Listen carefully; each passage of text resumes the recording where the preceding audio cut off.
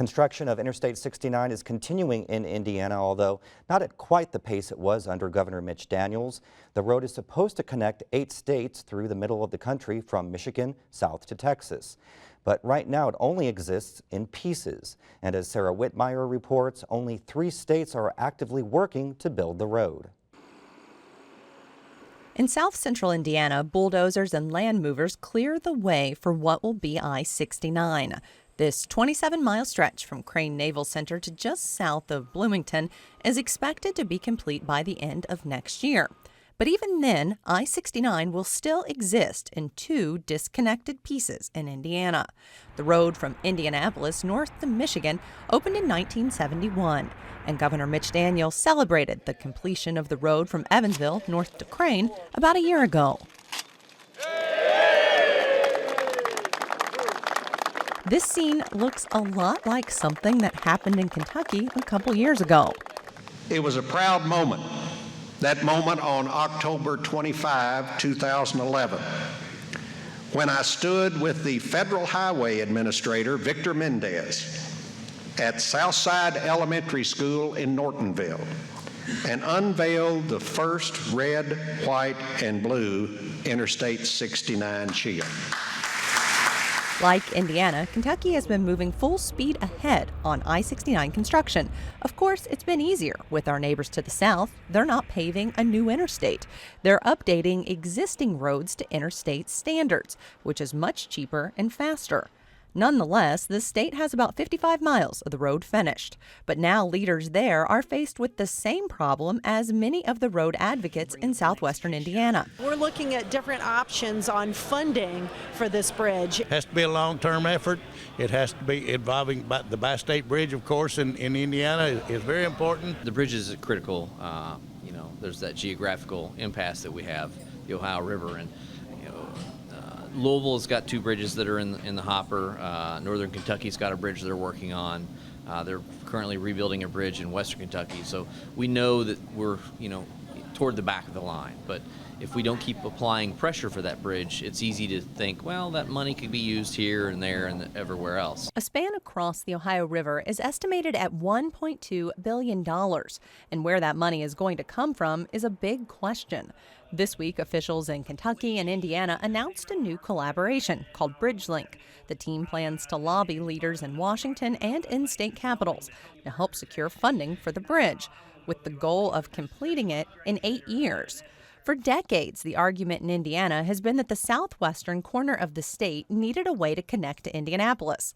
With construction scheduled to meet State Route 37 late next year, Evansville is now focusing on the last piece of the puzzle, finishing the road to the south. Henderson and Evansville are really 2 medium-sized metropolitan areas for here, and it's critical for both of them to have traffic going back and forth. They already have a great deal of commerce exchanged across the riverbanks, but as traffic comes up from the south and comes down from the north, Michigan and Texas and all points in between, that's just going to explode. The opportunities for trading, for tourism is just going to grow exponentially, and that bridge is really critical. The pot of money Daniels used to fund I-69 construction is gone or committed. And in Kentucky, the money Governor Beshear allocated in his 6-year transportation plan is only enough to cover improvements to the corridor, not to construct a new bridge. Some have already begun calling I-69 a road to nowhere. Last month, 8th District Congressman Larry Bouchon helped establish a bipartisan congressional caucus aimed at accelerating I-69 projects such as the bridge. But he said it's unlikely funding for the project will come from the federal government. The days of the endless bucket of money in the government are gone, and we have to find ways to work together to get things that we all want. We've all got to put money in. Some plans have called for Kentucky to put in 2/3 of the money and Indiana to pitch in the remaining third. Other ideas include public-private partnerships where investors would pay for some of the costs up front, or making the bridge a toll bridge. Kentucky is accustomed to tolls. 3 of its parkways were tolled, and once the construction bonds were paid off, the tolls were removed. But it could be a tougher sell in Indiana, where Governor Mitch Daniels was forced to back off of the tolling option in the southwestern part of the state because it was so unpopular, even among road supporters.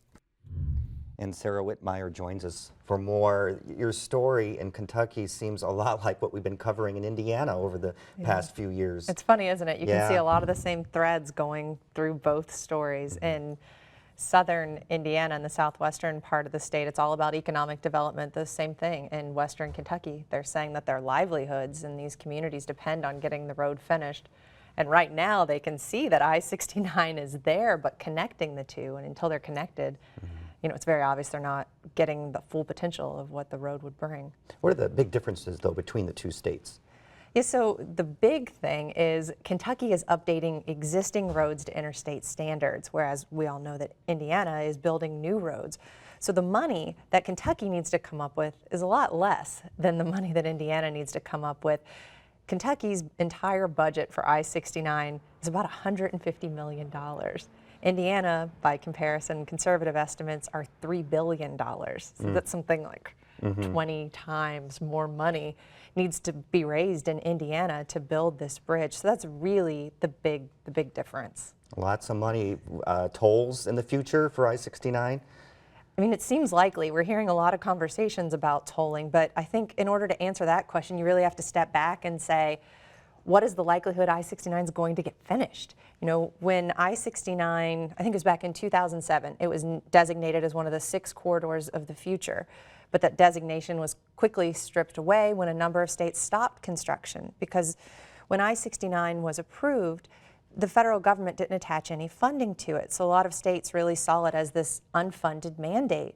And, you know, they saw traditional sources of funding drying up, namely the gas tax. And then with no federal money, they didn't know where the money was going to come from. And it was really the same thing that Governor Mitch Daniels inherited when he became governor. He didn't want to be like all the governors before him that didn't do anything with I-69. So as you know, he leased the toll road and used that money to start I-69 construction. But now Indiana's in the same boat as these other states because we don't have another toll road to lease. So are we going to do public-private partnerships and toll it, or what is the other plan? You know, and Daniels, of course, was adamant that he wasn't going to toll the first 3 sections, but Pence has said maybe the other sections will be tolled. Okay, well, a lot more to talk about, and I'm sure there'll be more coming up in the future. Thanks very much, Sarah.